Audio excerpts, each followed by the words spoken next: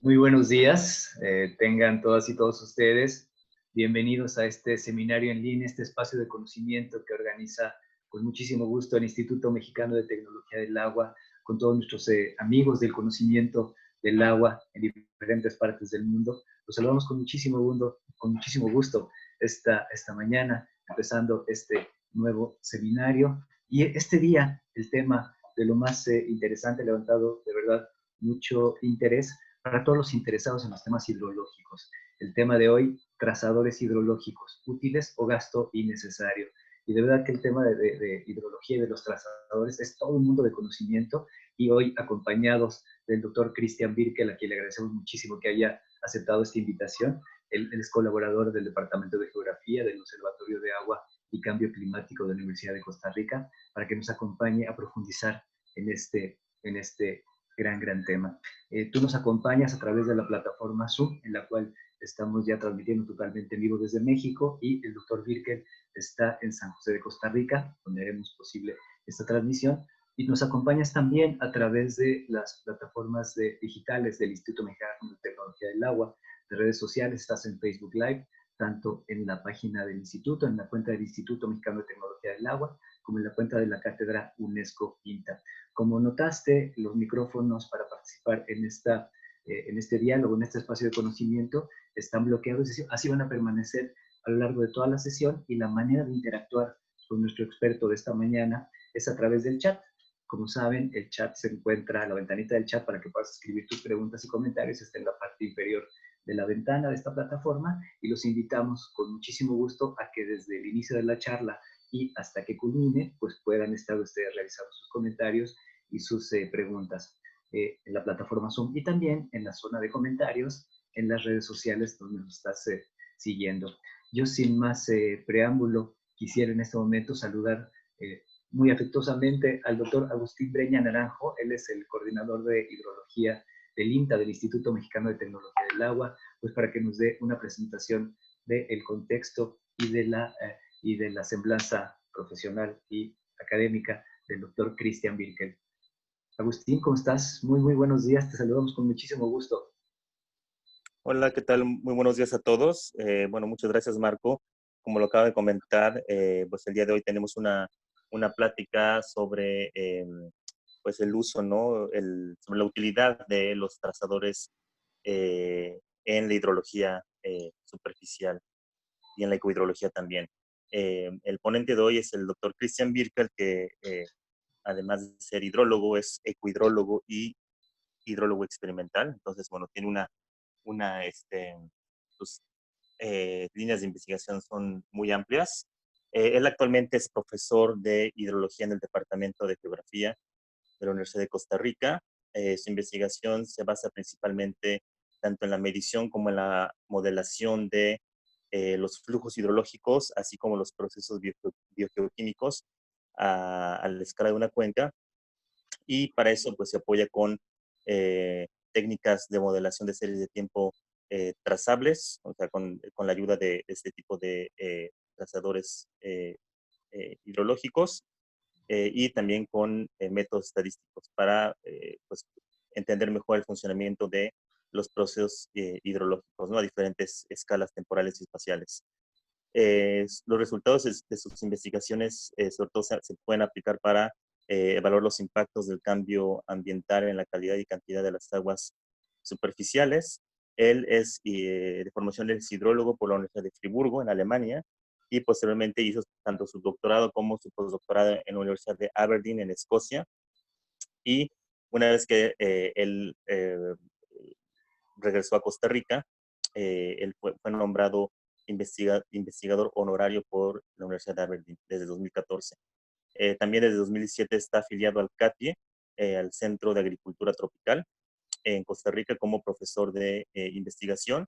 El doctor Birkel es autor de más de 50, casi 60 artículos indizados y que han sido citados más de 1,700 veces. Cuenta actualmente con un índice HD 24, y también es editor asociado para la revista Hydrological Process. Bueno, sin más por añadir, le doy una cálida bienvenida al doctor Birkel y pues estaremos muy atentos a su presentación. Gracias, Cristian. Buenos días a todas y todos. Muchas gracias por esa introducción tan amable por parte de Marco y de Agustín. También es un honor de estar con ustedes y compartir un tema que es de mucho interés para mí personal, profesional y también para instituciones y para la gestión de agua en general. Entonces creo que ya compartí mi pantalla. Ustedes deberían ver mi pantalla completa. Entonces, quiero agradecer la invitación a participar en ese ciclo de charlas virtuales. Tuve la oportunidad de escuchar algunas charlas previas y quiero realmente felicitar a la organización, al INTA, por esa iniciativa tan excelente. Entonces, yo les estoy hablando desde Costa Rica, la capital San José, en mi función de profesor en hidrología de la Universidad de Costa Rica. Entonces, el tema de hoy es la utilidad de los trazadores en hidrología. Y no omito, ¿verdad?, que como esto es un tema de interés, sí veo mucha utilidad. Entonces, voy a presentar un poco por qué queremos hacer investigación, por qué queremos aplicar trazadores con algunas cosas básicas de qué son trazadores, las definiciones básicas, ¿verdad?, que comprendemos si hablamos de un trazador. Y luego quiero también pasar por algunos aspectos, ¿verdad?, de monitoreo, trabajo de campo, medición y laboratorio para medir un poco esa utilidad. No voy a omitir también ciertas limitaciones, ¿verdad?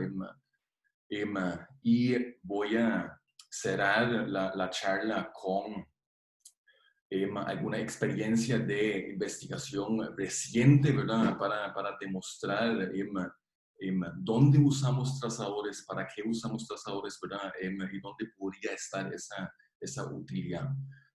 Tampoco voy a omitir que esto es un trabajo en equipo, un trabajo que vive de la colaboración. Entonces hay estudiantes, ¿verdad?, de grado, estudiantes de doctorado, postdoc, colegas en muchas partes del mundo que contribuyen con o en nuestro trabajo, en nuestra investigación de los trazadores hidrológicos.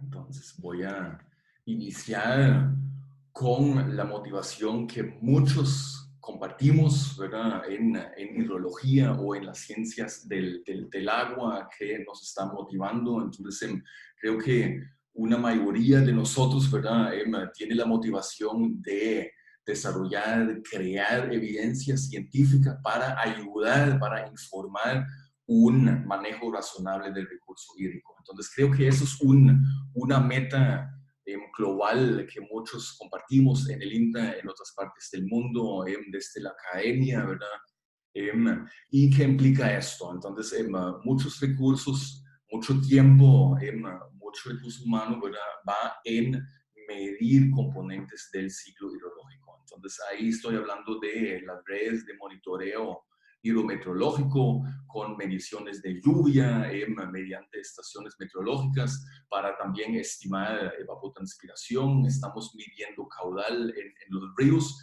y esto nos lleva o nos permite, ¿verdad?, establecer balances hidrológicos. Y si a esos balances hidrológicos incorporamos también la parte de la demanda, tenemos herramientas, ¿verdad?, necesarias, esenciales para dimensionar, ¿verdad?, la gestión del agua, del recurso. También hay una parte, ¿verdad?, que nosotros estamos motivados, queremos hacer pronósticos a futuro, ¿verdad?, si ciertas condiciones cambian, cómo afecta esto a nuestro recurso y la planificación que se debería ajustar debido a esos cambios, ¿verdad? Y si integramos al aspecto volumétrico del agua, ¿verdad?, ahí también importante es la calidad de agua. Entonces, muchos de nosotros estamos involucrados en el monitoreo de calidad de agua para informar, ¿verdad?, un poco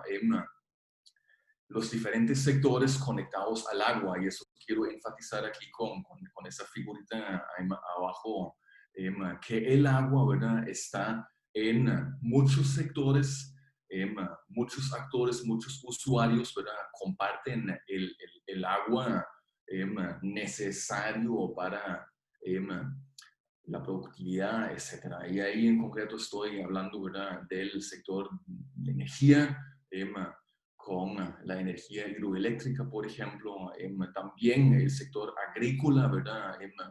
La gran mayoría del agua que usamos, ¿verdad?, es para producir alimento y también hay, por ejemplo, un sector o el sector de salud directamente conectado mediante, por ejemplo, enfermedades de vectores, ¿verdad? Entonces, el agua juega un rol muy importante en todos esos sectores y compartimos la motivación en informar esos sectores para gestionar el agua. Ahora bien, en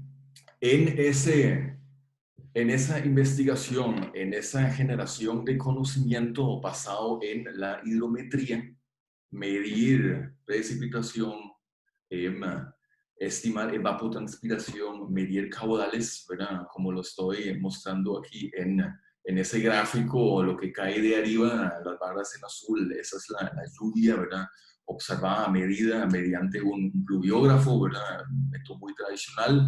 Y aquí abajo, ¿verdad?, tenemos la salida de un sistema, el caudal en un río, y la línea roja, ¿verdad? Eso es un modelo arbitrario X, ¿verdad?, para tratar de simular esa respuesta en el río y llevarnos un poco más cerca al proceso del pronóstico. Entonces, eso es lo que usualmente hacemos, eso es esencial, ¿verdad? No se puede evitar para nada, pero ahí hay más cosas faltantes, ¿verdad?, que no podemos responder solamente con la hidrometría volumétrica. Entonces, ahí, ¿cómo se está comportando una cuenca en cuanto a su funcionamiento, ¿verdad? Hay respuestas que no podemos dimensionar con la hidrometría, como por ejemplo, ¿verdad?, cómo se está generando la escorrentía, cuáles son esos procesos, cuáles vías toma el agua hacia el cauce principal, ¿verdad?, para la salida o para salir de la cuenca. ¿Dónde están las fuentes de agua? El agua se almacena en el suelo, el agua se almacena en estratos más profundos, hidrogeológicos, ¿verdad? Pero ¿cuánto tiempo permanece ahí? Entonces, esas preguntas, ¿verdad?, de tiempo de tránsito, tiempo de residencia, los flujos, las vías que toma el agua, la fuente geográfica del agua, ahí estamos limitados con la hidrometría, y ahí es donde puede entrar el trazador, ¿verdad?, a ayudarnos, a darnos un punto de vista adicional. Sí, también a la hidrometría aplicamos modelos para un pronóstico. Entonces, el proceso usual que seguimos, eso es el mismo gráfico que mostré en la lámina anterior, ¿verdad? Estamos simulando el caudal usando la precipitación como entrada a un modelo que se supone me refleja el sistema.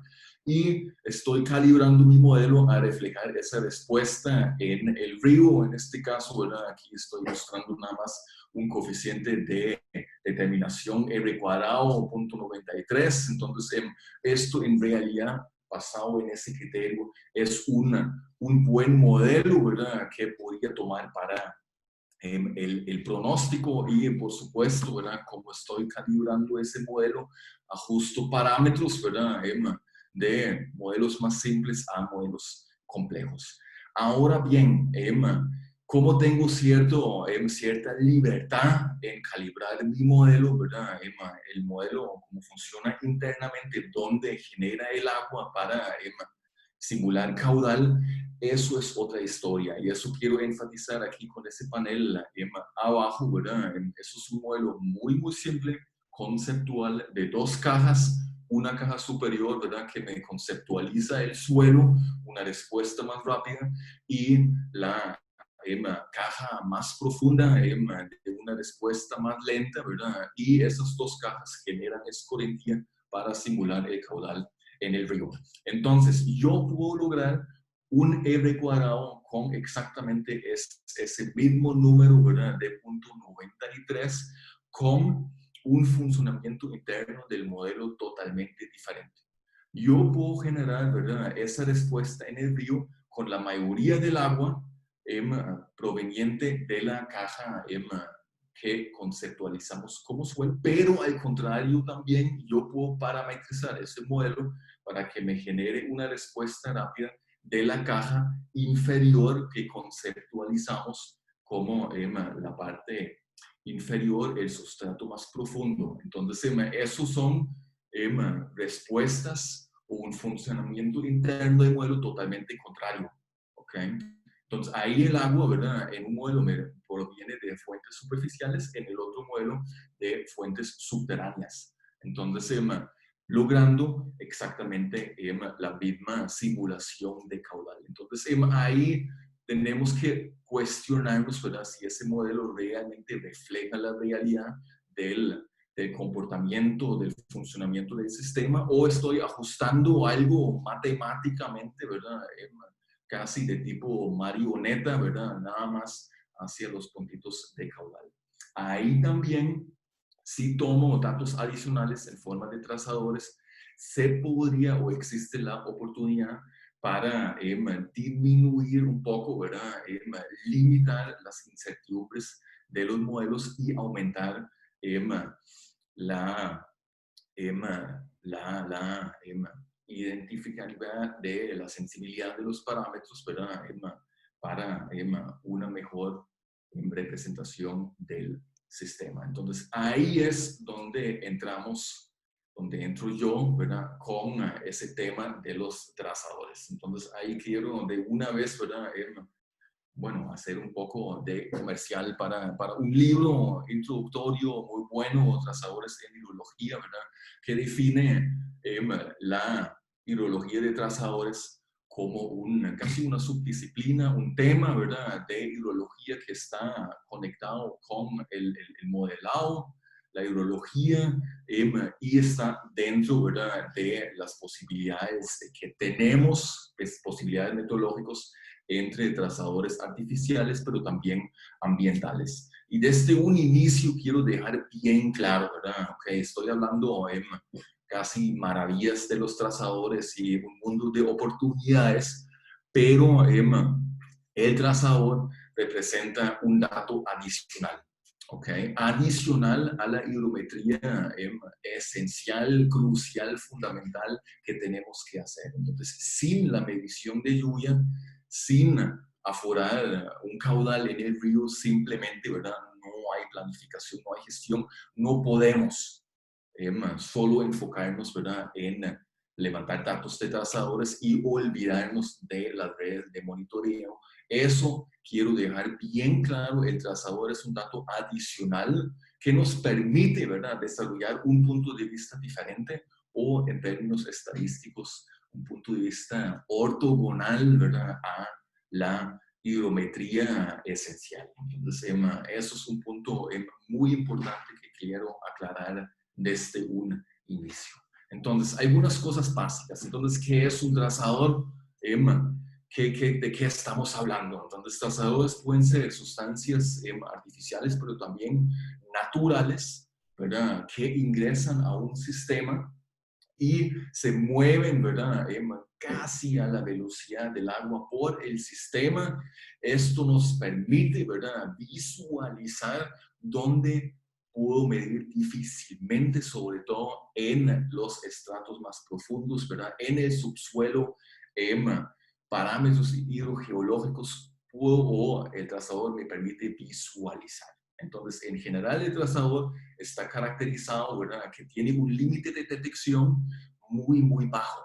Entonces, lo puedo todavía detectar mediante métodos analíticos, ¿verdad?, en concentraciones muy, muy bajos, porque el trazador, la sustancia, ¿verdad?, que ingresa al sistema, se distribuye, ¿verdad?, por diferentes estratos en espacios muy amplios. Y ahí quiero probarle al colega Christoph Kunz esa foto, ¿verdad? De un trazador fluorescente y usina, ¿verdad? Que se inyectó artificialmente a ese río, ¿verdad? Para evaluar si ahí hay una conexión, ¿verdad? Entre el cuerpo de agua superficial y el cuerpo de agua subterráneo. Entonces ahí se quería probar, ¿verdad? Si el río pierde agua hacia el acuífero por debajo mediante ese trazador fluorescente, ¿verdad? Y son imágenes muy bonitas para ilustrar, ¿verdad? Qué se está haciendo en campo, en la práctica. Entonces, un trazador, ¿verdad? En la naturaleza es un marcador. ¿Qué usan, verdad? En ecología animales, también en medicina hay aplicaciones mediante trazadores radioactivos, ¿verdad? Para visualizar qué está sucediendo en el interior del cuerpo humano. Entonces, lo mismo estamos haciendo en hidrología. Entonces, ahí hay algunas consideraciones. Usualmente hablamos de trazadores si es o se trata de una sustancia conservadora. Entonces, no sufre transformaciones a lo largo, ¿verdad?, del ingreso al sistema hasta la salida. Entonces, no hay transformación biológica, geológica, o al menos si eso sucede, necesitamos conocer, ¿verdad?, el comportamiento químico de esa sustancia. Entonces, si es sensible al pH o a la luz, ¿verdad?, entonces necesitamos saberlo para poder, ¿verdad?, calcular esa transformación a lo largo, ¿verdad?, del paso de la sustancia por la cuenca, por el sistema hidrológico. Pero si la sustancia no sufre grandes cambios, ¿verdad?, se inyecta al sistema y viaja con el agua hacia la salida, entonces estamos hablando de un trazador conservador. Entonces, por supuesto, ¿verdad?, si se trata de sustancias que inyecto artificialmente al sistema, debe ser una sustancia no tóxica, ambientalmente amigable, ¿verdad? Y para efectos de la utilidad, debería ser algo que puedo analizar, ¿verdad?, sin un costo muy elevado. Voy a regresar a ese tema de la utilidad. Entonces, ahí, ¿verdad?, también ese cuadro es del libro de trazadores en hidrología de Laibon et al. Tenemos muchas posibilidades. Entonces, en sustancias radioactivas, ¿verdad?, como parte de los trazadores artificiales, sales, metales, trazadores que puedo activar, fluorescentes que se pueden analizar. Hay sustancias que simplemente flotan, ¿verdad?, en forma de bacterias o virus o fungi. Eso todo se puede utilizar, ¿verdad? Siempre y cuando se mueve con el agua, lo puedo utilizar potencialmente como un trazador para indagar más ese funcionamiento interno de una cuenca. Al otro lado de los trazadores artificiales están los trazadores ambientales, donde no tengo que inyectar una sustancia, ¿verdad? Ingresa con la lluvia al sistema y ahí se distribuye, ¿verdad?, y viaja en el espacio y el tiempo hacia la salida del sistema. Algo muy aplicado, ¿verdad?, son los isótopos estables del agua, oxígeno 18, deuterio. Voy a presentar algunos ejemplos de esto, ¿verdad?, que están en formas, concentraciones, ¿verdad?, muy menores de la molécula del agua, pero se permite analizar y pueden funcionar como un marcador, un rastreador, ¿verdad?, del sistema agua. También hay trazadores radioactivos naturales como el tritio, el carbono 14, el cloruro 36, que se puede usar para datar, para determinar la edad del agua, ¿verdad?, subterránea, por ejemplo, ¿verdad?, hasta escalas temporales de milenios. También hay trazadores bien simples, ¿verdad?, de las características físico-químicas del agua, como conductividad, que también puede ser un indicador para calidad de agua. La temperatura funciona también en algunos sitios donde tengo una diferencia marcada entre la temperatura del cuerpo de agua superficial y agua subterránea o la lluvia. Todo eso, ¿verdad? Me permite discriminar, por ejemplo, fuentes de agua. Entonces, hay muchas oportunidades, hay que saber un poco el propósito del estudio, qué es lo que quiero hacer, ¿verdad? Para determinar cuál es el trazador adecuado. Por supuesto, también, ¿verdad? Como esto es parte de las ciencias hidrológicas, estamos trabajando, ¿verdad? Con sistemas. Entonces, el sistema en nuestro caso usualmente, ¿verdad? Es la cuenca. Algo ingresa a la cuenca, ¿verdad? Precipitación, y con la precipitación también ciertas sustancias que nos pueden funcionar como trazadores ambientales, o si inyecto algo artificialmente, ¿verdad?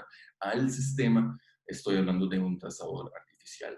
El trazador, ¿verdad? Se mueve por el sistema, ¿verdad? Hasta el punto de muestreo, mediante un pozo, por ejemplo, sacar una muestra del suelo, o cuando sale del sistema mediante el caudal en un determinado punto que me define el sistema. Entonces, ahí estamos hablando ya matemáticamente, ¿verdad? De balances de masa que se pueden aplicar, acoplar a balances de flujos para calcular matemáticamente, ¿verdad? Contribuciones, fuentes, origen de agua. Entonces, ahí está el gran truco, ¿verdad? De hacer uso de los trazadores dentro del sistema hidrológico o cuencas y dentro del balance hidrológico. Entonces, ese balance de masa que acabo de mencionar, ¿verdad? Nos permite como ejemplo, ¿verdad? Identificar composición de agua en el río. Suponiendo, ¿verdad? Que esa Q representa el caudal del río y consiste en diferentes componentes. Q1, Q2, N componentes, ¿verdad? Aquí lo estoy ilustrando. Aquí en esa agua de río puede haber, ¿verdad? Agua con ciertas características de la lluvia. También, ¿verdad? Si es un río permanente, entonces muy probablemente voy a encontrar agua subterránea, ilustrado aquí con, ¿verdad? ese pozo artesanal, o agua de la superficie, ¿verdad? Que se está moviendo en la zona riparia cuando llueve hacia el cauce principal. Entonces, a esos flujos de agua, ¿verdad? Lo que estoy haciendo es, estoy acoplando directamente balances de masa en forma de esas concentraciones. Entonces, aquí obtengo, ¿verdad? Mediante diferentes trazadores, una serie de ecuaciones lineales.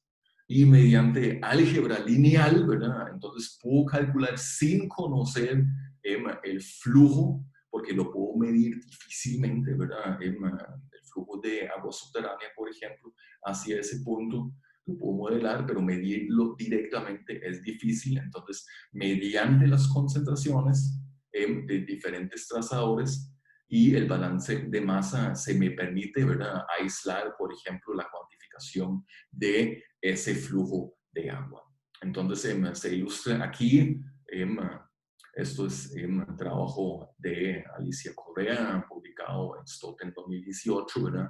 Donde con múltiples trazadores determinamos la composición de la respuesta del río ante eventos de lluvia, ¿verdad? Y hay diferentes componentes, y eso puede variar también de acuerdo a ciertas condiciones, ¿verdad? De humedad, antecedente, propiedades físicas de la cuenca, etc. Entonces, ahí ya nos estamos, ¿verdad? Acercando al grano de la aplicación de trazadores. Entonces, algunas palabras sobre ahora, ok, ¿cómo medimos trazadores?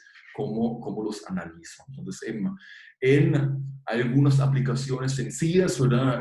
Podría pensar en usar, por ejemplo, sondas multiparamétricas de agua que usualmente se aplican, se usan para o como indicadores de calidad de agua, pero esos indicadores de calidad de agua al mismo tiempo pueden funcionar como trazadores. Entonces, si aquí tengo pH, conductividad eléctrica, el oxígeno disuelto, turbidez, por ejemplo, temperatura, entonces todo eso puede ser un trazador, y algunas sondas, ¿verdad? Ya se adquieren a un costo reducido y permiten, ¿verdad?, funcionar o operarse como loggers. Quiero decir que entonces ahí puedo programarlos, dejarlos permanentemente en el sitio, registrando continuamente, ¿verdad?, cada minuto, 5 minutos, 10 minutos, 15 minutos, etcétera, ¿verdad?, las concentraciones, etcétera.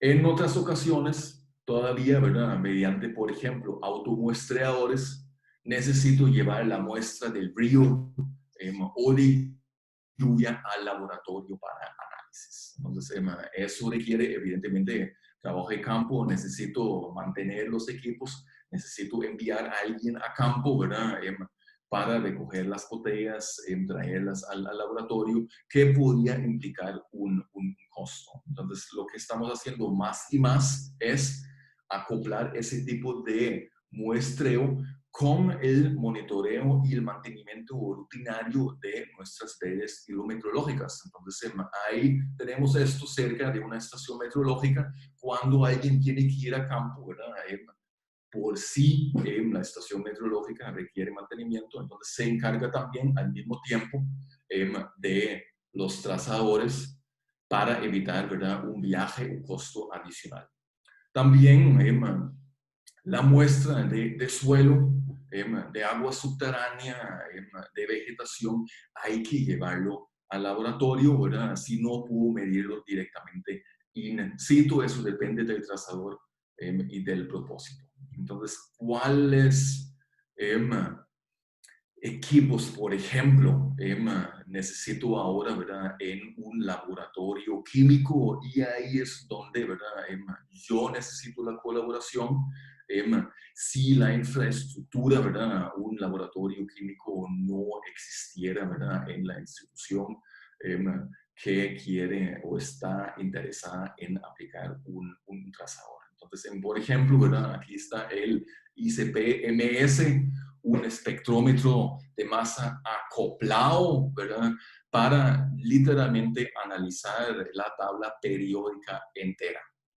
Entonces ahí, claro, la inversión en el equipo analítico es elevado, el costo, ¿verdad?, de la muestra ya está bajando. Entonces eso depende, ¿verdad?, de las horas profesionales, de los consumibles, etcétera. Entonces, de un promedio de algunos laboratorios, ¿verdad?, anda ahí alrededor de los $50-$80 por muestra.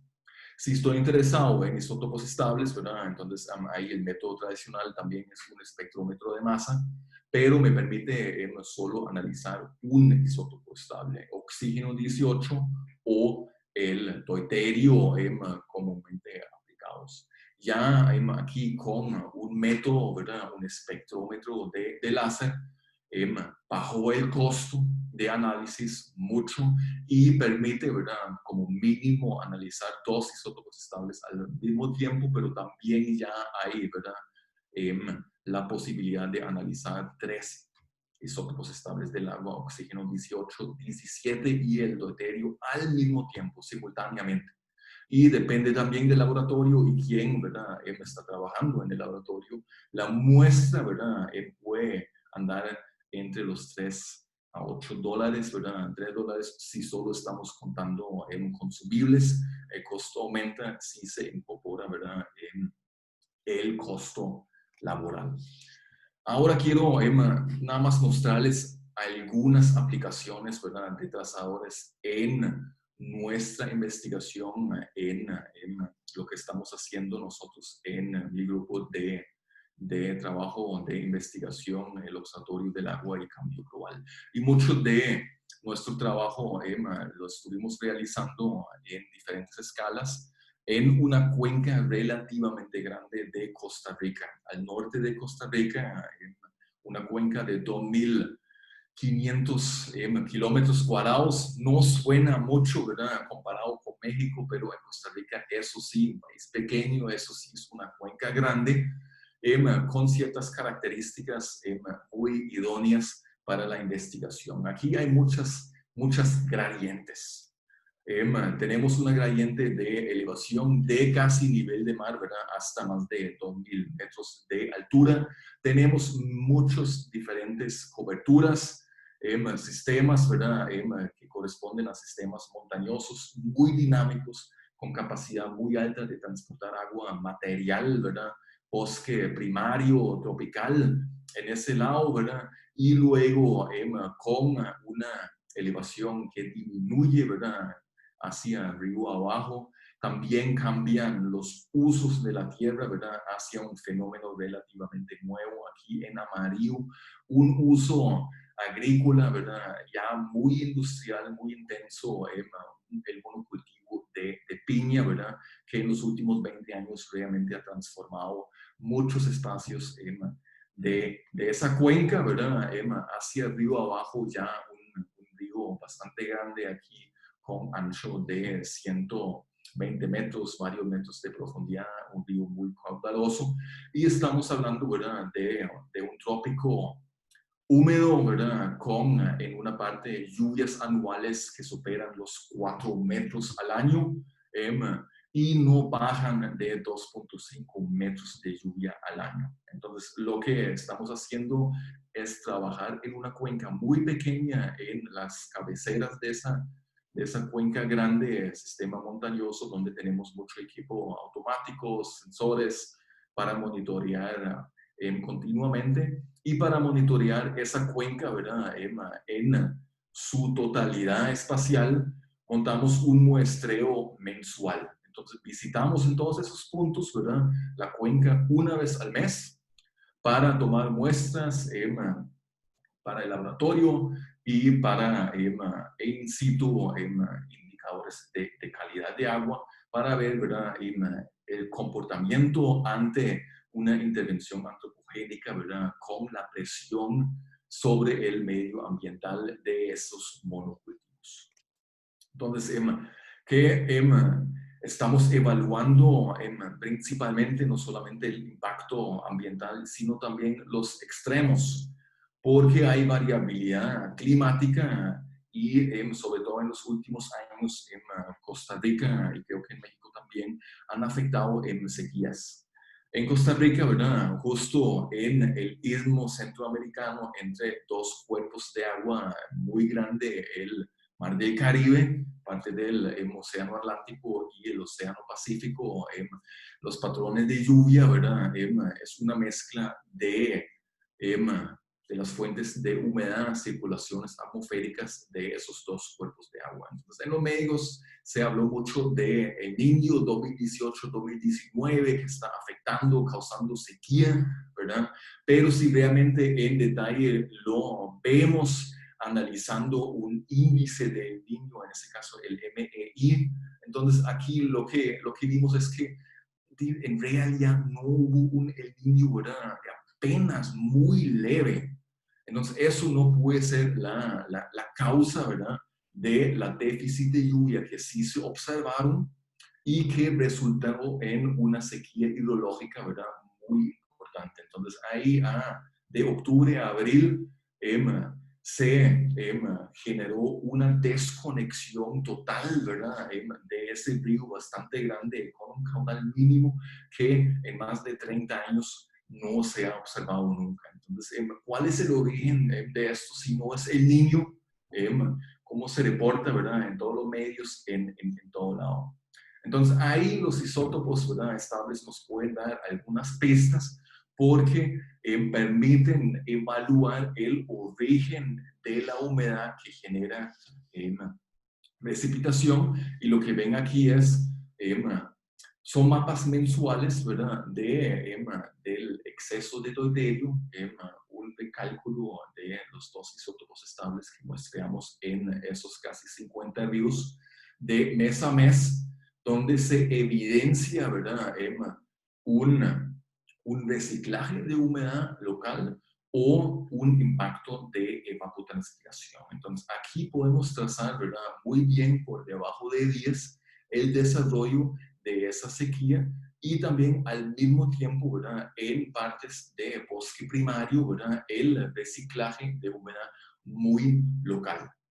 Ahí sí, con ese concepto, ¿verdad?, de los paisajes isotópicos o el isoscape en inglés, se pueden trazar fuentes de humedad. Y de hecho, ¿verdad?, esto nos indica que aquí no el Pacífico Océano, ¿verdad?, es la fuente primaria de humedad, también la más afectada de esos, sino que el mar del Caribe, ¿verdad?, aumenta en su dominio, en su rol para aquí influenciar, ¿verdad?, en un superávit o un déficit de agua. Entonces, no tengo lastimosamente el tiempo, ¿verdad?, de entrar en mucho más detalle, pero esos son ejemplos para ilustrar, ¿verdad?, de que los isótopos como un ejemplo de un trazador nos pueden permitir, ¿verdad?, pistas adicionales a explicar ciertos fenómenos, ¿verdad?, que estamos viviendo, observando como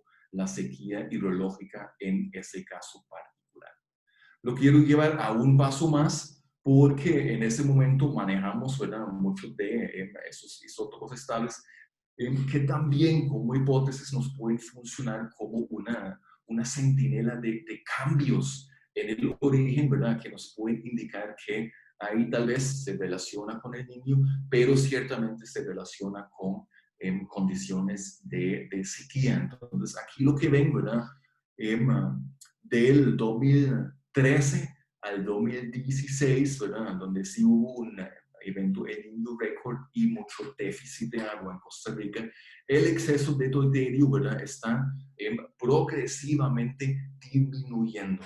Entonces, cuando aquí se sobrepasa un cierto nivel, ¿verdad?, en ese exceso de deuterio, tal vez esto podría funcionarnos como un método, un indicador, ¿verdad?, para pronosticar un cambio en el origen, ¿verdad?, que nos lleva a pronosticar la sequía. Entonces, aquí hay, o nosotros vemos, mucho potencial en esto. El otro extremo que nos interesa, ¿verdad?, aparte de la falta de agua, es cuando tenemos demasiado agua y nos causan problemas como aquí indicado de inundaciones. Entonces, esto es el resultado de un fenómeno extremo. Yo sé, ¿verdad?, un huracán, el primer huracán en la historia de Costa Rica, desde que tenemos registros, ¿verdad?, que tocó suelo costarricense al norte entre Nicaragua y Costa Rica en categoría 2. Eso fue en noviembre del 2016, el huracán Otto. Con lluvias récord en 24 horas registramos en ciertas estaciones más de 600 milímetros, ¿verdad? Causó en el norte del país esos fenómenos de inundaciones por todo lado, ¿verdad?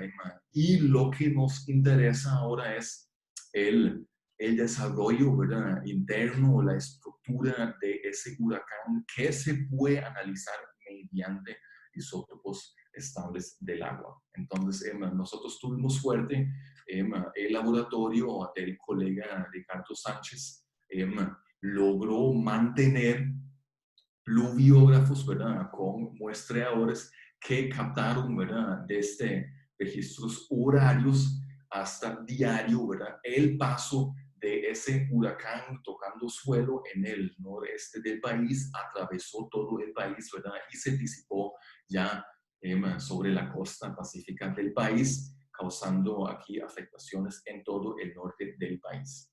Aquí están los registros, ¿verdad?, de presión atmosférica, los registros de lluvia en esas diferentes estaciones. Y aquí lo que ven, ¿verdad?, es el oxígeno 18, ¿verdad?, de todo ese evento, el impacto máximo aquí indicado por esa barra rosado con sombra, ¿verdad?, y los diferentes estados. Entonces aquí lo que ven en muy pocas palabras es un rango de variabilidad de valores en el oxígeno 18 hasta casi positivo, y menos 25 en permiles. Entonces, eso es en un solo evento toda la variabilidad isotópica que vemos en todos los registros que tenemos, ¿verdad?, en décadas de mediciones.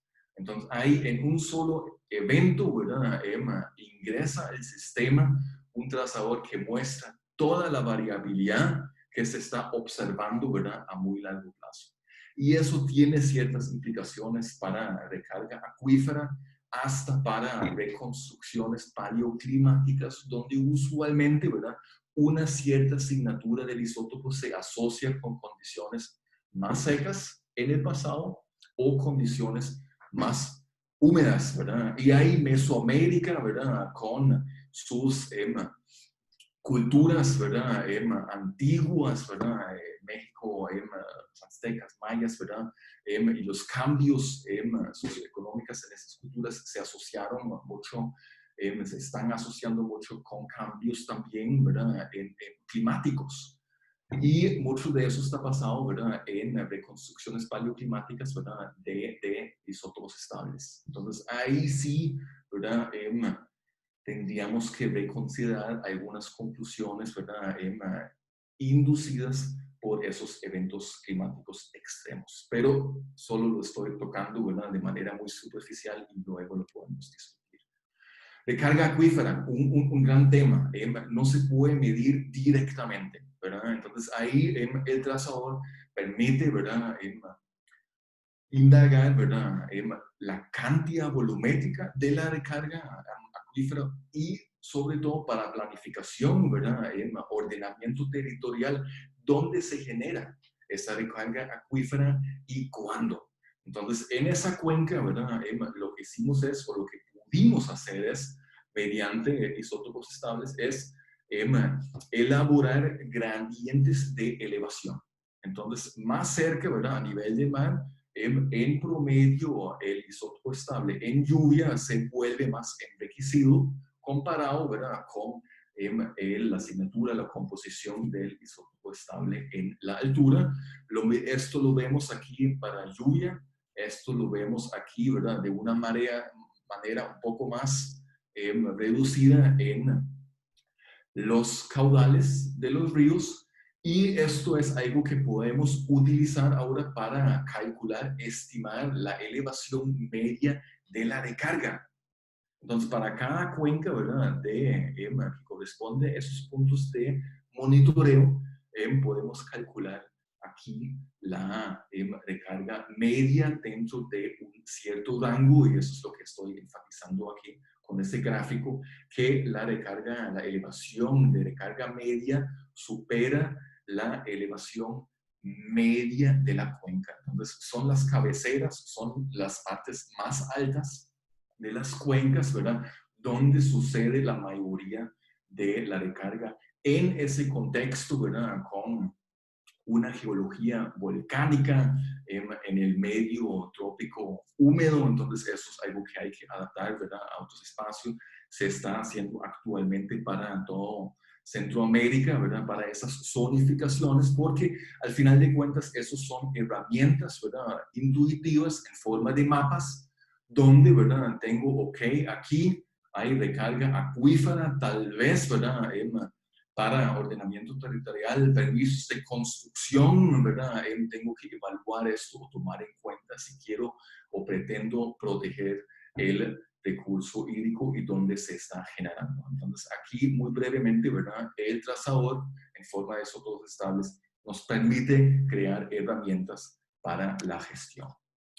Si queremos ahora también, ¿verdad?, hacer o lograr un puente, ¿verdad?, entre el trazador conservador y la calidad de agua, ¿verdad? Entonces hay pistas también, y en esa cuenca hicimos ejercicios de minería de datos, ¿verdad?, mediante, por ejemplo, esos cálculos de aglomeraciones, de clústeres, para evaluar, ok, cuáles son las zonas, ¿verdad?, que afectan ahora la calidad de agua, ¿verdad?, de las partes bajas. Y si recuerdan los mapas iniciales, en ese sector medio bajo de la cuenca, ahí está la afectación del monocultivo de piña, ¿verdad? Y un interés para nosotros es si esto potencialmente, ¿verdad?, lleva a afectar la calidad del agua, ¿verdad?, en el río Bajo, aquí cerca de la salida de la cuenca o la confluencia de la cuenca. Entonces, esto nos llevó, ¿verdad?, a estimar la fuente espacial, la zona de la cuenca que en su mayoría contribuye, ¿verdad?, en términos volumétricos, pero también en términos de la calidad de agua hacia la parte baja de la cuenca. Y no es una sorpresa, ¿verdad?, que esa parte baja, donde se concentra el monocultivo de piña, ¿verdad?, es la zona que durante todo el año, ¿verdad?, lleva directamente, ¿verdad?, todo lo que se encuentra ahí en esos tributarios, ¿verdad?, las sustancias directamente al río principal. Entonces, si están pensando en posibles contaminantes como fertilizantes agroquímicos, ¿verdad?, cuando hay humedad, cuando hay conectividad, ¿verdad?, en esa parte, esto sí va a llegar durante casi todo el año al cauce principal de ese río. Volumétricamente, ¿verdad?, la imagen es un poquito diferente porque la mayoría del volumen de agua, muy de acuerdo con las zonas de recarga, se genera en las cabeceras, en las partes más altas, ¿okay?, donde una cobertura forestal ayuda, ¿verdad?, a proteger la parte volumétrica del agua, de carga acuífera, pero también en términos de la calidad de agua. Ahora, entrando ya un poco más hacia el final de la charla, en aspectos eco-hidrológicos. Entonces, ahí estamos conectando o interesados en aspectos ecológicos que tienen que ver con agua, y uno de los procesos más prominentes, ¿verdad?, en nuestro balance hidrológico, en la variable ET. Entonces, todo lo usamos, ¿verdad?, como evapotranspiración.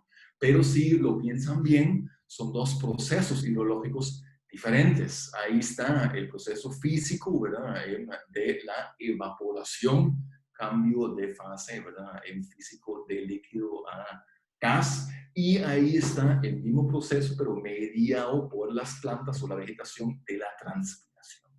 Entonces, eso es algo que se puede medir difícilmente de manera directa. Sí hay maneras, pero casi siempre, ¿verdad?, a nivel de especie o de una sola planta. Si ahí tienen sensores, ¿verdad?, de SAP-Flow, por ejemplo, ¿verdad?, miden la transpiración en un árbol u una planta. Entonces, llevar esto a una escala de cuenca o, ¿verdad?, regional es mucho más difícil, y ahí el trazador nos puede ayudar mediante esos balances de masa. Cuando tengo algunos flujos de agua desconocidas, otras medidas, pero también tengo en los componentes concentraciones. Entonces, ahí la álgebra lineal nos ayuda a separar el flujo de transpiración. ¿Okay? Necesito conocer, ¿verdad?, bueno, el flujo de lluvia, el caudal, adicionalmente el flujo de intercepción, ¿verdad?, y las composiciones isotópicas respectivas. ¿Okay? Entonces, esto nos permite ahora calcular, ¿verdad?, la T, la transpiración, a escala cuenca y regional. Entonces, hicimos este ejercicio, ¿verdad?, con la red de monitoreo isotópica que tenemos para todo el país, en colaboración con el Laboratorio Isotópico de la Universidad Nacional y el doctor Ricardo Sánchez, colaboradores de Alemania y otra universidad en Costa Rica, el CATI. Entonces, aquí lo que ven, eso es un mapa de transpiración promedio anual para Costa Rica. Y tal vez les llega un poco de manera sorpresiva, ¿verdad?, que la T es el componente, ¿verdad?, más alto con respecto, ¿verdad?, a la evaporación. Entonces, en el caso mínimo, más del 60%, ¿verdad?, de ET es transpiración, y puede llegar a casi 100%. En sitios montañosos, que se caracterizan por una humedad relativa constante de 100%, mucha nubosidad, no evapora agua, no hay gradiente. Entonces, la gran mayoría del agua que sí se pierde en el balance hidrológico es transpiración por medio de la vegetación y en muchos sitios en Costa Rica en bosque primario. Entonces, si piensan ahora en evaluaciones de cambio en cobertura o uso de la tierra, ese componente de la transpiración adquiere ahí una importancia ¿verdad? Más porque es el flujo más importante hacia la atmósfera. En esta línea, ¿verdad? Estuvimos trabajando en diferentes tipos de clima tropical, ¿verdad? Desde lo muy húmedo, con más de 5 metros de lluvia al año, hasta un bosque tropical, pero con una cierta estacionalidad. Entonces, eso es la cuenca que mostré anteriormente, hasta, ¿verdad? Aquí en el noroeste del país, un sitio de un bosque tropical seco, con una estación seca, ¿verdad? De 5 casi a 6 meses. Por la cuestión de un asunto que se está discutiendo mucho en los últimos años, la separación hidroecológica, ¿verdad? De fuentes de agua. Entonces, ¿qué tipo de agua, verdad? Usa la vegetación, por ejemplo? ¿Eso es agua del suelo? ¿Eso es agua del río? ¿Eso es agua confinada, verdad? En poros muy pequeños del suelo? ¿Qué es esa agua, qué es esa fuente de agua, verdad? Que usa la vegetación para evaluar, ¿verdad? En preguntas como adaptación a cambio climático, resiliencia, etc. Entonces, ahí en esos sitios experimentales pequeños, ¿verdad? Muestreamos isótopos estables en lluvia, en río, agua subterránea, suelo y vegetación. Entonces, esos son los resultados preliminares en colaboración con muchos otros colegas que quiero compartir aquí, sin publicar, ¿verdad? Entonces, aquí empezamos con el bosque tropical lluvioso, 5 metros de lluvia al año, siempre llueve, ¿verdad? Aquí tienen graficado los 2 isótopos estables del agua, el oxígeno y aquí el hidrógeno en forma pesada del deuterio, ¿verdad? Que caen todo el agua subterráneo, agua en suelos, en el río, en la lluvia y en la vegetación, caen sobre, ¿verdad? Una misma línea meteórica en términos técnicos, ¿verdad? Entonces, aquí no hay una gran variabilidad o separación de fuentes geográficas de agua. Entonces, ahí, ¿verdad? La vegetación usa agua subterránea, de suelo, ¿verdad? La misma agua aparece en el río. Esto sigue casi igual en el bosque tropical estacional. Llueve un poco menos, hay una estación seca de 3 meses, ¿verdad?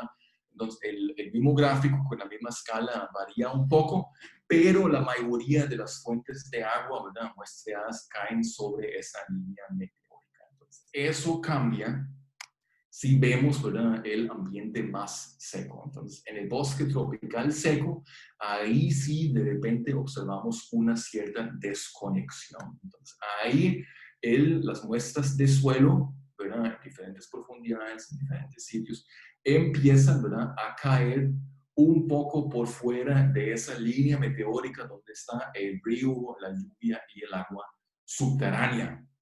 Y también la vegetación, ¿ok? Cae encima de esas muestras de suelo. Entonces, eso indica, ¿verdad? A primera vista que la vegetación aquí usa agua de suelo de un cierto estrato. No llega a usar agua subterránea, ¿verdad? Y tampoco está tomando el agua, así expresado coloquialmente, ¿verdad? De un estrato muy superficial o muy profundo. Entonces ahí también tienen cierta utilidad de los trazadores. Esta es la lámina que une todos esos datos, ¿verdad? Y el concepto de esa separación muy discutida, ¿verdad? No lo vemos cuando está lloviendo lo suficiente, cuando no hay una estacionalidad climática. Entonces, pensando un poco también, llevando esto a México, ¿verdad? De la gradiente que experimentan ustedes, norte-sur, en el sur tal vez, ¿verdad? Ven algo tal vez bastante similar a esto, pero, ¿verdad? En un ambiente más seco hacia casi lo semiárido, árido, ¿verdad? Ahí aumenta la posibilidad de esa separación de fuentes geográficas del agua. Para cerrar ahora, ok, hablé mucho del lado experimental, mostrando datos, ok, qué pasa con el pronóstico y el modelado.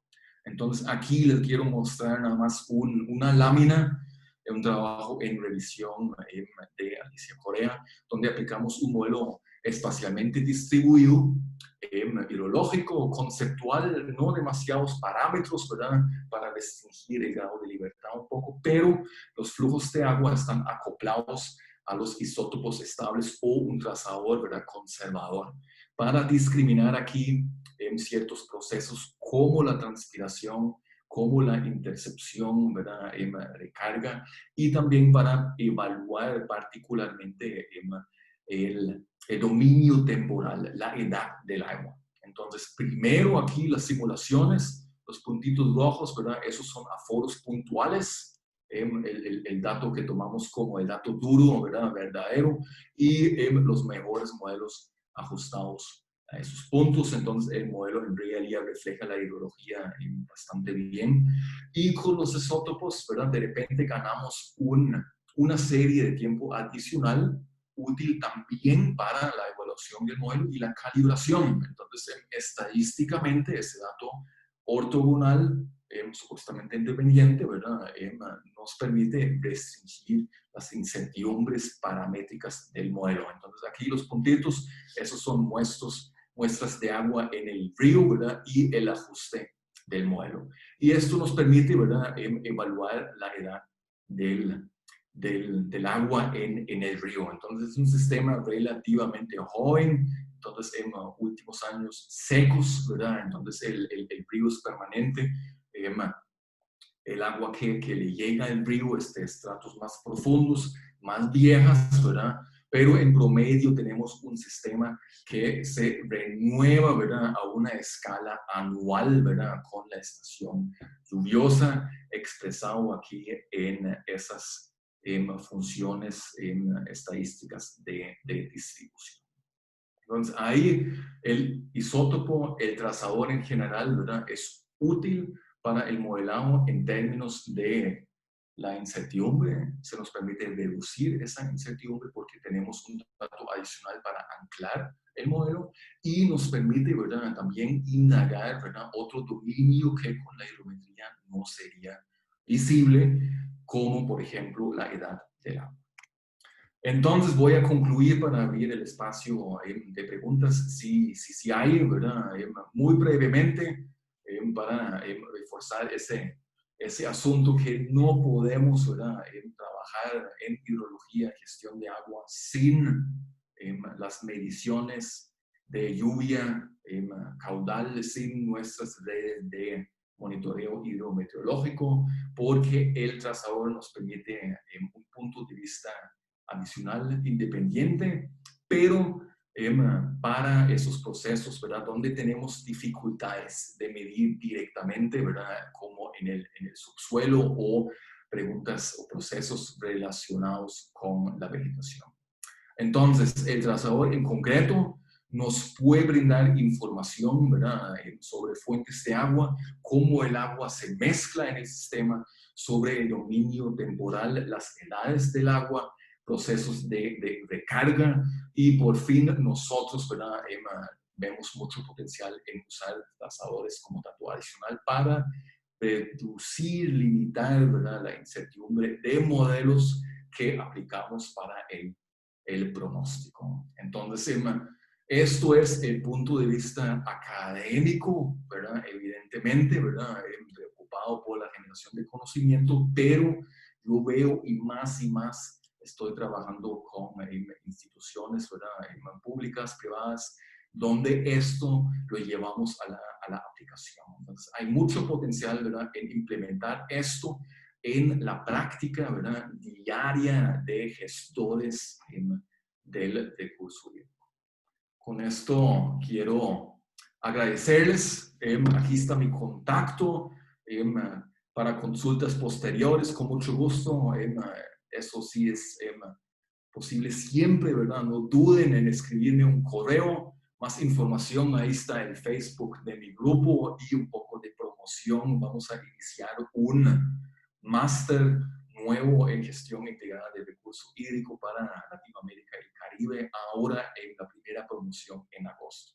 Con esto abro el espacio para preguntas. Muchas gracias por su atención.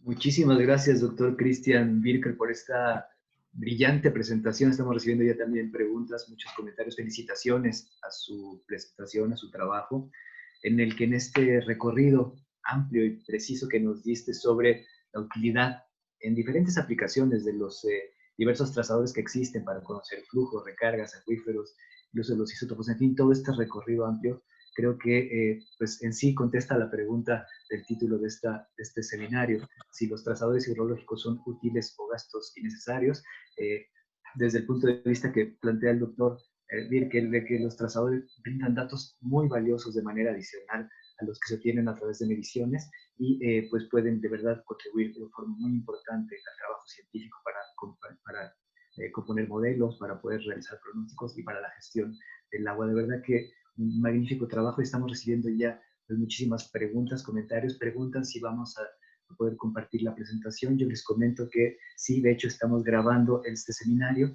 y al final de en unos minutos más, estará disponible para todos ustedes en el canal INTA de YouTube que tenemos para compartir este seminario y el contenido de los otros seminarios que hemos estado realizando en estos espacios de conocimiento para que ustedes puedan tener esta información y aprovechamos y agradecemos muchísimo al doctor Christian Birker compartir sus datos de contacto para que todos los interesados puedan pues, interactuar contigo y con tu grupo. Muchas preguntas, muchos comentarios. Si no tienes inconveniente, comenzaríamos a plantearte algunas de estas. En orden de aparición, como fueron llegando algunas preguntas y vamos a ir incorporando algunas otras. Comenta Pedro Guido, según el tipo de trazador, así será el costo. Algunos, por el alto costo, solo es factible emplearlos en modelos físicos muy reducidos de laboratorio. Ese es su comentario. ¿Qué nos puedes comentar tú con respecto al costo y a la aplicabilidad que pueden tener estos métodos? Sí, es innegable, ¿verdad?, que muchos de los trazadores requieren un análisis químico bastante especializado, entonces sí conlleva un costo adicional, pero hay que considerar también que ciertas preguntas solo puedo contestar con trazadores. Por ejemplo, lo más prominente que tenemos es datación de agua. Entonces, si necesito evaluar, ¿verdad?, una fuente de agua para una posible exploración, ¿verdad?, entonces los mecanismos de recarga, la edad del agua, eso es un parámetro fundamental. Entonces, y si tengo la sospecha que esa agua es muy vieja, muy antigua, ¿verdad?, tal vez inclusive desconectado de la atmósfera y de los procesos de recarga activos, necesito un trazador espacial como por ejemplo el carbono 14, algunos gases inertes. Entonces eso lleva un costo, pero es la única manera de realmente evaluarlo. En otras aplicaciones ya el costo, ¿verdad?, por avances tecnológicos disminuye considerablemente cuando en términos de los isótopos estables, por ejemplo, ¿verdad?, hace 20 años, es reciente, la única manera de analizar un isótopo estable era mediante un espectrómetro de masa, el oxígeno o el deuterio, ¿verdad? Y ahí el costo, ¿verdad?, analítico por muestra era, o siempre superaba casi los $50. Ahora con ese aumento, ¿verdad?, de la tecnología láser, y más institutos, laboratorios, ¿verdad?, adquieren un espectrómetro de láser, el costo de la muestra bajó considerablemente. Entonces, ¿cómo funcionamos nosotros? Agarrando esto como ejemplo, ¿verdad? Un consorcio de grupos de trabajo de universidades adquiere un aparato. Se mantiene en cuanto a consumibles en conjunto, ¿verdad? Y se capacitan diferentes personas para disminuir el costo, ¿verdad?, que implican las horas laborales. Entonces, en la realidad, el costo de la muestra son los consumibles. Esto permite, ¿verdad?, de un par de dólares ya generar, ¿verdad?, y llevar mucho más muestras al laboratorio para análisis, que no es una muestra mensual o semanal como antes, sino, ¿verdad?, cada día, o en el caso de eventos, ¿verdad?, en campañas intensas de cada hora, por ejemplo. Sondas multiparamétricas. Entonces, ahí hay ejemplos, ¿verdad?, de sondas muy buenas, duraderas, con 6 parámetros simultáneas, con logger, ¿verdad?, por $2,000, por ejemplo, para decir algo. Entonces, si esto es parte, ¿verdad?, de una colaboración, entonces ya las posibilidades, las oportunidades aumentaron considerablemente. Entonces, por esto al inicio enfaticé mucho, ¿verdad?, en mi grupo no tenemos, ¿verdad?, las instalaciones ni la capacidad analítica. Tenemos un laboratorio, ¿verdad?, de geografía física para preparación de muestras, ¿verdad?, para mantener el equipo de campo, pero no hay un laboratorio analítico. Por esto, ¿verdad?, nosotros vivimos de esa colaboración. Y sí, ¿verdad? La gente, los colegas del laboratorio clínico, ¿verdad?, están interesados en los datos también, y para la publicación, para resolver problemas, ¿verdad? Así se trabaja, se publica, ¿verdad?, se comunica en conjunto, entonces para un beneficio mutuo. Entonces ahí sí, ese costo adicional funciona muy bien.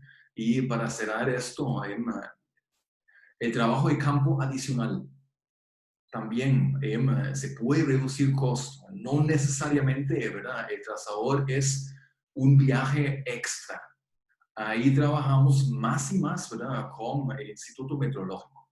El instituto, ¿verdad?, que mantiene la red de monitoreo de caudales para cuando, ¿verdad?, un técnico, un profesional vaya a campo a hacer un aforo, un mantenimiento rutinario, se lleva un flasco, ¿verdad?, analítico, lo llena de agua y lo trae al laboratorio. Entonces, ¿verdad?, el costo ahí, emparejando el trabajo de campo, se reduce, ¿verdad?, considerablemente.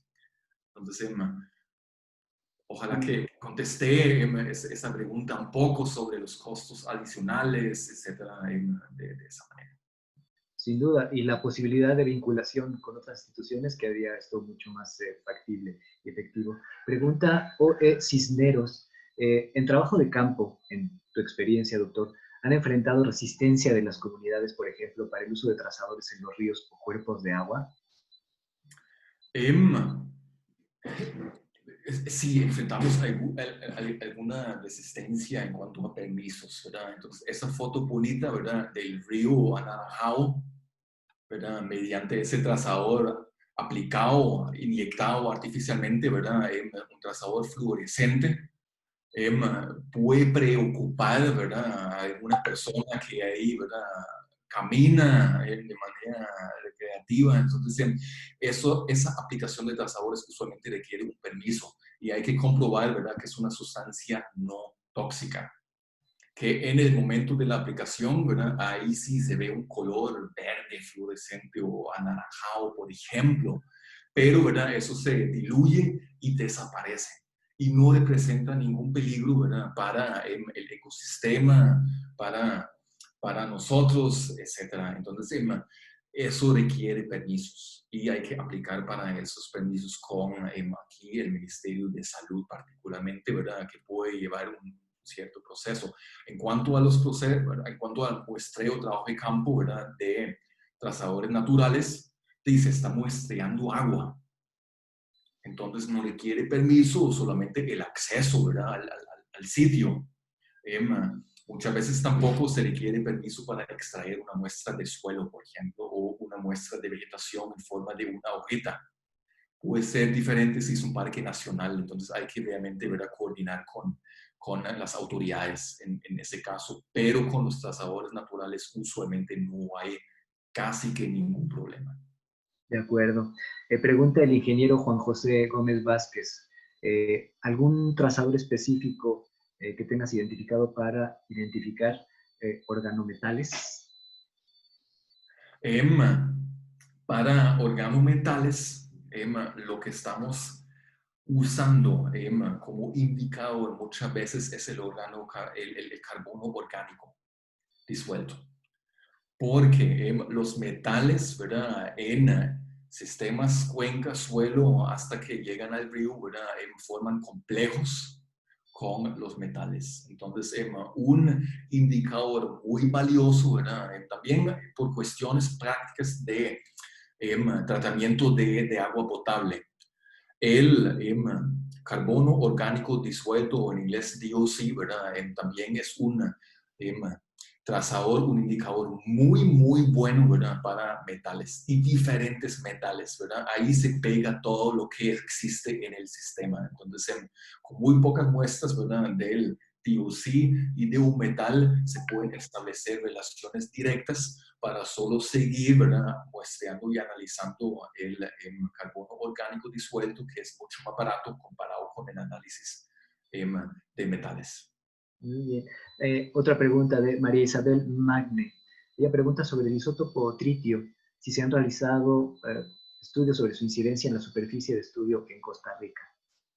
Sí, es reciente. De hecho, hicimos un muestreo en los acuíferos más importantes del país central, donde está la capital, la gran área metropolitana, donde se encuentra la mayoría de gente para suministrar agua potable. Entonces, ahí se hizo un estudio, ¿verdad?, para identificar zonas de recarga mediante también el tritio, que es un trazador de datación de agua con un rango de edad hasta unos 60 años, porque se introdujo al sistema mediante las pruebas superficiales nucleares en los años 40-50. Después se prohibieron, ¿verdad? Pero el trazador ahí sigue en la atmósfera con un tiempo medio de permanecencia, ¿verdad? De 12.5 años.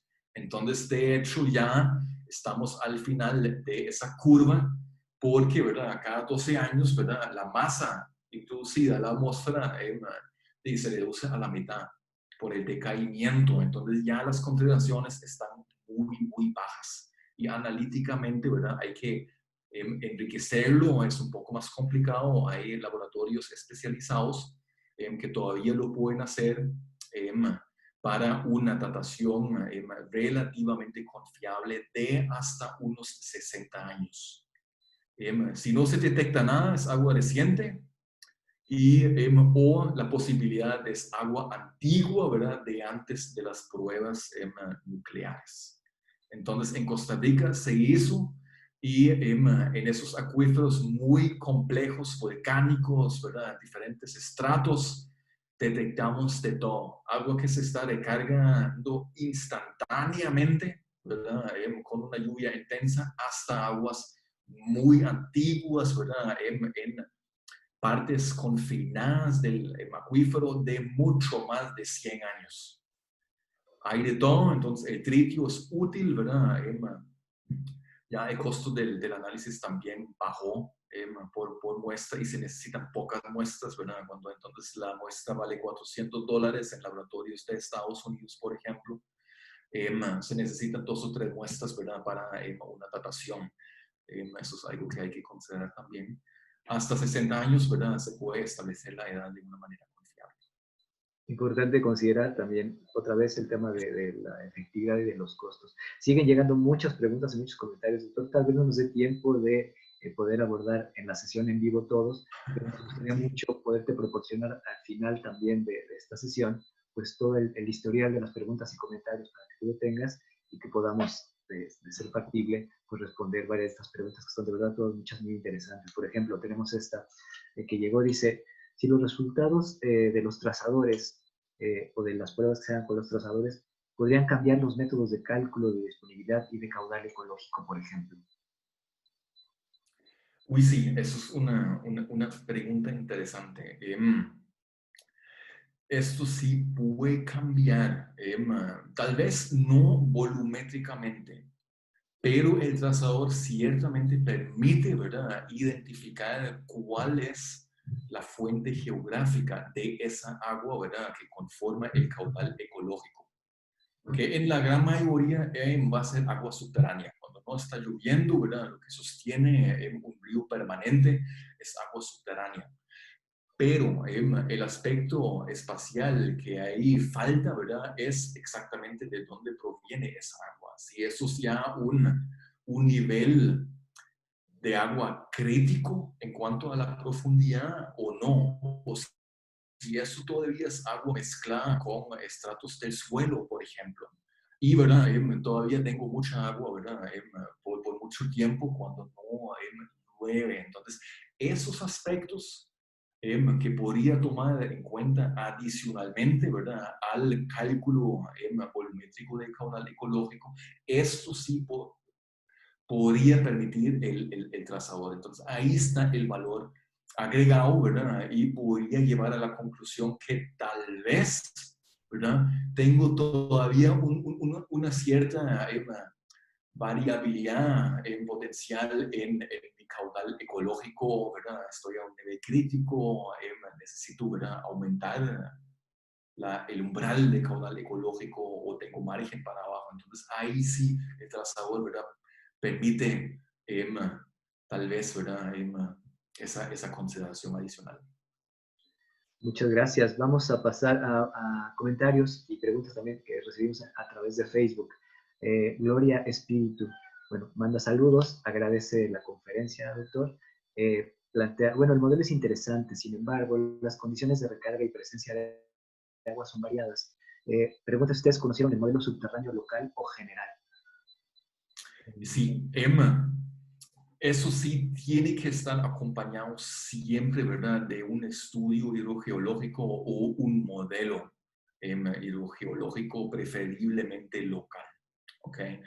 No tuve tiempo, ¿verdad?, de realmente llegar a esa profundidad. Entonces, ahí también, ¿verdad?, en conjunto con el trazador o la edad de agua, ¿verdad?, todo eso son parámetros, ¿verdad?, que ingresan a mi modelo hidrogeológico para evaluar, ¿verdad?, flujos de agua subterránea, esa conectividad entre lo subterráneo y lo superficial. Entonces, lo recomendable efectivamente es, ¿verdad?, siempre usar el trazador en combinación con esas otras herramientas, como por ejemplo un modelo hidrogeológico local.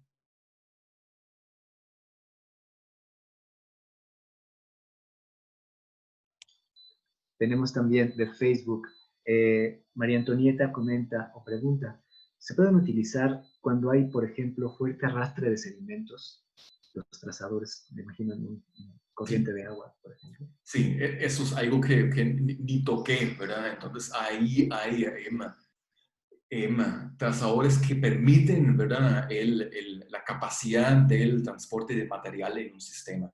Entonces ahí, por ejemplo, hay trazadores radioactivos, ¿verdad?, a corto plazo, como el berilio 7, que se está usando mucho, ¿verdad?, para ese tipo de estudios. Entonces se muestra sedimento, ¿verdad?, del río para analizar el berilio 7 y para establecer una línea de tiempo, ¿verdad?, de transporte de ese material con ciertas características, ¿verdad?, en cuanto a densidad, tamaño, ¿verdad?, etcétera. Se puede combinar también, y eso hemos hecho mucho, con indicadores como turbiedad, porque es muy fácil de medir de manera continua también, ¿verdad? Y lo puedo asociar con la masa, ¿verdad?, que se está transportando en el río. Entonces, usualmente, en palabras muy simples, ¿verdad?, cuando el río transporta una masa elevada, también la turbiedad aumenta. Entonces, ahí sí, ¿verdad?, eso puede funcionar como un trazador también. Y si uno quisiera, ¿verdad?, conectar las laderas con el sistema de drenaje, entonces el material, lo que no está disponible en el cauce proviene de erosión de suelo de las laderas. Entonces, también hay trazadores, y se están usando usualmente trazadores radio isotópicos como el cesio 137, el plutonio 210, con un decaimiento físico conocido para establecer una línea de tiempo, ¿verdad?, de tipo datación, y esto lo puedo usar mediante modelos para cuantificar, ¿verdad?, el flujo de masa de material que se está incorporando, ¿verdad?, al sistema de drenaje, y ahí, ¿verdad?, dependiente de la capacidad del río de transportarlo, ¿verdad?, puedo elaborar balances de sedimentos, ¿verdad?, de masa de cuencas o de regiones. Muchísimas gracias, doctor. Pregunta Lourdes Sugasti del Ministerio de Ambiente de Panamá. Saludos hasta Panamá. Muchísimas gracias por acompañarnos en este seminario. Ella comenta, por favor, explicar el modelo aplicado, si es conceptual, las ecuaciones aplicadas para cada parámetro. ¿El modelo considera la modelación del agua subterránea o esa información es alimentada al modelo por los trazadores que fueron empleados? Creo que se refiere a ese modelo conceptual que mostré muy al cierre de la charla.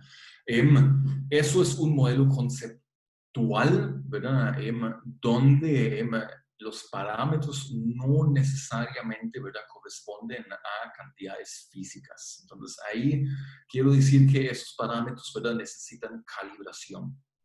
Entonces ahí no hay un modelo subterráneo o hidrogeológico explícito, ¿ok? Entonces aquí, ¿verdad?, ese reservorio con ciertos parámetros que me están simulando para condiciones saturadas, flujo de Darcy, y para condiciones no saturadas, dependiente del tipo y características físicas del suelo, ¿verdad?, flujos preferenciales, eso está parametrizado. Y tengo que calibrarlo, y para esa calibración, ¿verdad?, necesito datos usualmente, ¿verdad?, se usa caudal para calibrar ese modelo, y para reducir la incertidumbre nosotros usamos adicionalmente los trazadores. En este caso, ¿verdad?, usamos el técnico. Entonces ahí esto nos permite, ¿verdad?, esos 9 parámetros de ese modelo, ¿verdad?, aplicarlos en un intervalo más restringido. También la incertidumbre que permanece aquí se ve, ¿verdad?, en esas bandas azules. Hay posibilidades, no hay una solución óptima o única por ese grado de libertad que tengo, ¿verdad?, con los parámetros que son esencialmente, ¿verdad?, desconocidas del sistema. No puedo saber, ¿verdad?, la conductividad hidráulica saturada de mi roca, de mi suelo, ¿verdad?, en cada punto, ¿verdad?, de esa cuenca. Necesito simplificar. Y esto es lo que hago mediante parámetros, ¿verdad?, y eso es incierto en sí. Pero puedo reducir esa incertidumbre, ¿verdad?, con el trazador como dato adicional en el proceso estadístico de la calibración. Entonces, no es aquí un modelo hidrogeológico acoplado, es uno integrado, ¿verdad?, de manera simplificada para simular el ciclo hidrológico. Pues muchísimas gracias. De verdad que siguen llegando más preguntas y más comentarios, lo cual nos va a dar un magnífico pretexto para poder pedirte tener un seminario pronto, para poder seguir profundizando y seguir ampliando el conocimiento en este campo, doctor Christian Birkel. Por lo pronto el tiempo se nos está pues agotando, pero quisiéramos en este momento pedirle a la doctora Mayren Alaves Vargas, colaboradora del Instituto Mexicano de Tecnología del Agua. Ella es subcoordinadora de planeación hídrica.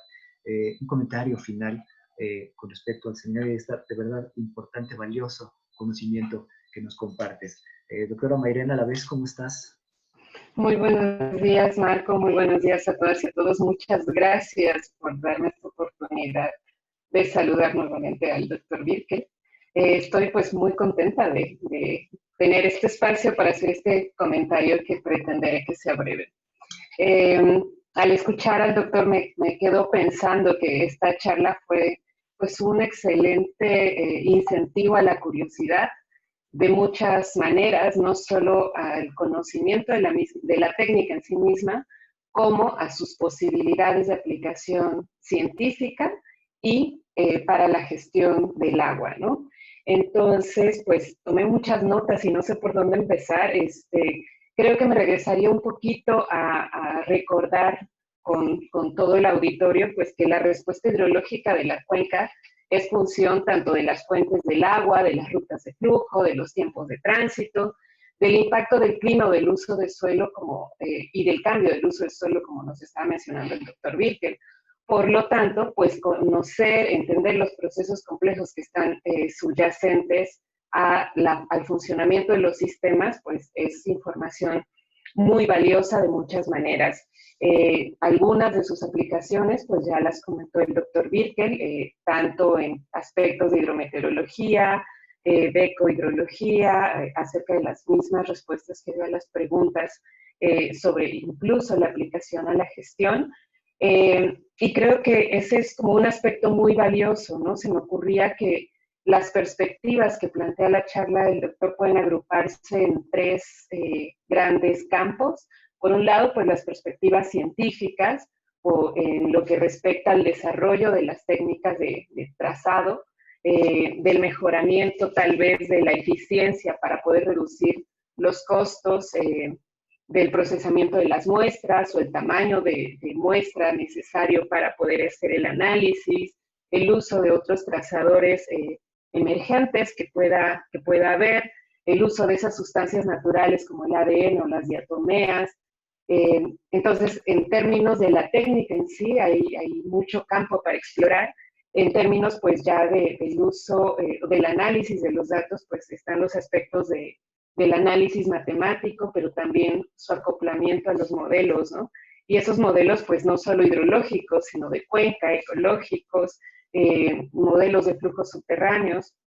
Entonces, poder construir esos esquemas de transferencia entre el agua superficial, el agua subterránea, el agua que fluye, el agua atmosférica, pues es como una forma, para decirlo poéticamente, de acceder a la memoria del agua, ¿no? Que de cierto modo capturaron en esa fotografía tan bonita. Por otro lado, pues las perspectivas institucionales también son muy interesantes porque les dio el uso de esos métodos la posibilidad de articular varias instituciones y empezar a trabajar de manera conjunta. Eso pues es siempre, siempre muy valioso, incluso para la producción del conocimiento y pues para hacer accesibles las técnicas a más académicos, ¿no? Y finalmente la traducción de este conocimiento a la toma de decisiones basadas en conocimiento científico riguroso siempre se agradece porque, pues si bien es cierto que uno de los grandes peros que se plantea para para la aplicación de esta técnica son los costos, pues también valdría la pena pensar cuál es el costo de no utilizarlos, de no tener la información y hacer decisiones sin conocimiento, ¿no? Entonces, bueno, creo que me quedaría con esto, con esta breve recapitulación de las perspectivas científicas, institucionales y de gestión que representa esta técnica y pues celebro mucho tener esta posibilidad de saludarle, doctor Birkel, y de que nos haya podido compartir esta charla tan agradable en este campo tan amplio entre lo estrictamente científico hasta aplicaciones muy prácticas. Muchas gracias. Muchas gracias, doctora Mayrena Alavés, y muchísimas gracias, doctor Christian Birkel, por esta de verdad magnífica presentación, este magnífico espacio de conocimiento, de diálogo. ¿Algún comentario final que quieras compartirnos para cerrar el seminario? Quiero agradecerles por la oportunidad, la invitación. Ha sido un gran gusto saludar a todos.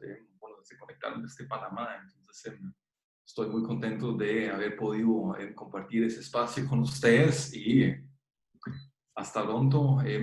Si hay preguntas, entonces ya ahí tienen mi contacto. Como he dicho, no hay ningún problema, no duden, ¿verdad?, en escribirme un par de líneas para consultas, dudas o lo que fuera. Muchísimas gracias y saludos desde Costa Rica. Igualmente, de verdad que los agradecidos somos nosotros por tu manera, tu trabajo y tu manera de compartirlo con todos nosotros y pues a que vayamos fortaleciendo esta comunidad de conocimiento que se construye a través de estos espacios. virtuales. Un fuerte abrazo hasta Costa Rica, a ti, a todos tus colaboradores, y que todo vaya muy, muy bien. Y yo quiero agradecerles a todos su presencia, acompañarnos, y quiero pedirles un último favor a todos los asistentes. Una joven tradición que se está generando en estos seminarios es que al final tomamos una fotografía de todo el grupo. Si así lo desean ustedes, les pediríamos, si están de acuerdo, en activar sus cámaras y poder tomar una fotografía del grupo para poder documentar estos de verdad interesantes procesos y estas interesantes e importantes comunidades de conocimiento. Y mientras activamos las cámaras, yo quiero hacerles algunas invitaciones a siguientes eventos que tendremos. ¿Podemos ver la siguiente, por favor?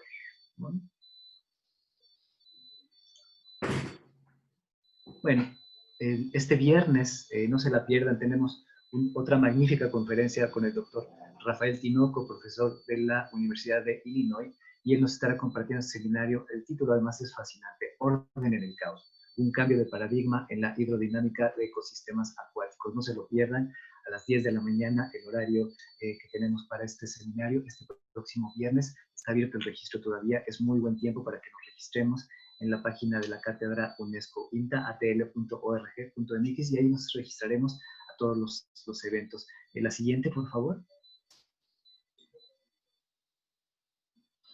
El 29 de julio, otro evento muy importante, de verdad los animamos muchísimo a que nos acompañen. En el marco de el mes del bosque que tenemos en nuestro país, en México, el mes de julio se destina desde el sector medio ambiente a celebrar la fiesta del bosque. Y en este marco, el 29 de julio, el Instituto Mexicano de Tecnología del Agua organiza el primer coloquio internacional de hidrología forestal, muy vinculado también con la temática que hoy estamos analizando con el doctor Birkel. Grandes expertos internacionales, los invitamos a partir de las 10 de la mañana, y está abierto también el registro para que nos acompañen. La siguiente, por favor. Los invitamos también a todos los interesados, y estamos por cerrar la convocatoria el 24, este viernes se cierra la convocatoria a nuestro evento Diáspora Hídrica. Es un seminario virtual que invita a jóvenes mexicanos que están explorando las fronteras del conocimiento del agua en doctorados, tanto en México como en cualquier parte del mundo, para que nos compartan sus investigaciones. Nos envían un resumen de 600 palabras de la investigación que estén realizando, ya sea en México o en cualquier parte del mundo, en sus estudios de doctorado o de postdoctorado, o si son doctores recientemente egresados y que están incorporándose a alguna institución, laborando en alguna institución o en alguna organización o empresa, compartirnos su trabajo de investigación. Este es un evento que estamos organizando de verdad con mucho entusiasmo y con mucho gusto, en conjunto con la Red del Agua de la UNAM y el Instituto de Ingeniería de la máxima casa de estudios de nuestro país. Los invitamos muchísimo a que se animen. Aquí están los datos. La página también de la cátedra UNESCO INTA es el lugar para que se registren. Lo tenemos también el correo diaspora@tlaloc.inta.mx para toda la información. No pierdan esta oportunidad de poder convivir con otros investigadores y con investigadores reconocidos para hacer crecer más esta comunidad de conocimiento. Y la siguiente, por favor. Los invitamos también muy rápidamente a que conozcan más del Instituto Mexicano de Tecnología del Agua a través de nuestras publicaciones. El Acueducto es esta revista institucional, esta gaceta institucional, donde compartimos particularmente en este número con mucho trabajo, mucha actividad, mucho conocimiento en torno al tema de la hidrología. Nos enfocamos particularmente en esta área, pero también tenemos actividad de todo el resto del Instituto en Vinculación Internacional, en Gobernanza del Agua, Sistemas Hídricos, en fin, en todas las áreas de conocimiento que tenemos en nuestro instituto y que queremos compartir con todos ustedes. Esta revista está disponible en la página institucional del Instituto Mexicano de Tecnología del Agua, que es cop.mx/INTA. Es muy, muy fácil acceder a ella. La siguiente, por favor.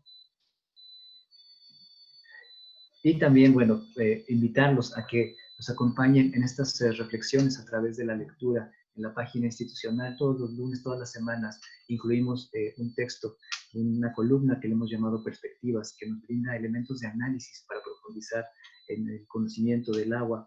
En esta ocasión, en esta semana, el título que estamos promoviendo y que estamos dando a conocer con todos ustedes, dialogando con todos ustedes, es la sustentabilidad hídrica y el conocimiento del ciclo del agua. Otra vez tocando base con el conocimiento y con las herramientas que estamos analizando en este seminario. Aquí están nuestras redes sociales. Los invitamos muchísimo a que nos acompañen, a que nos comenten, a que nos sugieran temas, a que nos acompañen, a que establezcamos mucho más vínculos de colaboración y de vinculación a partir de estos espacios. Sin más por el momento, yo quisiera ya simplemente como pasar a la parte de la fotografía del grupo, si estamos ya todas listas y todos listos, como hacemos en nuestros países en Latinoamérica, a la cuenta de 3, tradicionalmente, tomaremos la fotografía. ¿Qué les parece? Haremos 3 tomas para que podamos tener oportunidad de que en las diferentes páginas donde estamos pues más de 100, casi 200 asistentes en el evento, pues podamos salir bien en estas fotografías. Entonces, vamos a la cuenta de 3, y a la cuenta de 3 tiramos rostro, como decimos en México. 1, 2, 3. Va la segunda toma. 1, 2, 3. Y la toma final, y si gustan en esta acompañarnos, no sé, acompañando algún gesto con las manos, algún pulgar arriba, un saludo, lo que ustedes prefieran, nos encantaría tener también ese gesto de parte de ustedes. Entonces, 1, 2 y 3.